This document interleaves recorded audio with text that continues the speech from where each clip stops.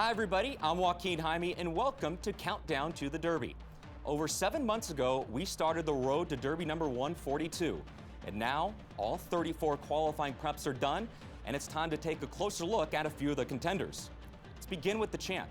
That is Nyquist, your Eclipse Award winner for Champion 2-year-old last year. What I want to focus in on today is the different trips he has received in his last few starts and some possible concerns for the favorite. Let's go 3 starts back and look at the Breeders' Cup Juvenile. He gets bumped at the break, and because of his wide draw, is 7 wide going in the first turn, so Gutierrez had no other option but to go ahead and take back and rate, and this is a different trip this day in the Breeders' Cup than he received in any of his other prior races. He sits off the pace midway down the backstretch, incredibly wide on the far turn once again, able to overcome all that, and just hangs on by a half length in the Breeders' Cup Juvenile. The San Vicente Stakes on February 15th was his seasonal debut. He cuts back to 7 furlongs, and he shows that natural speed, 22 and change, 44 and change for the half mile, and still stops the clock in 1:20 and 3 for 7 furlongs.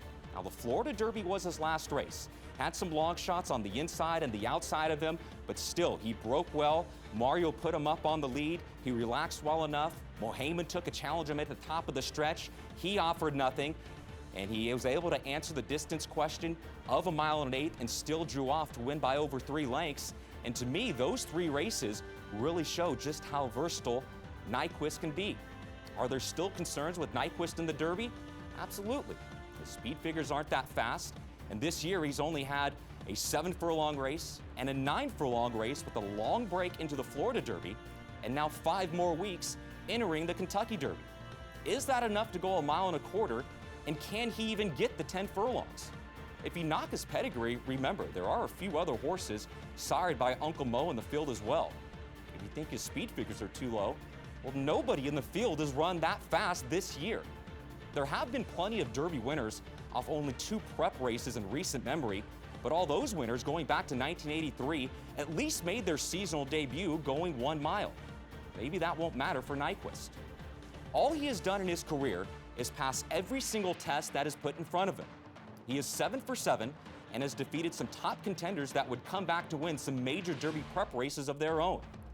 If he wins on May 7th, not only will he give Team I'll Have Another their 2nd Derby victory, but Nyquist will also become the first undefeated Champion 2-year-old to win the Roses since Seattle Slew in 1977.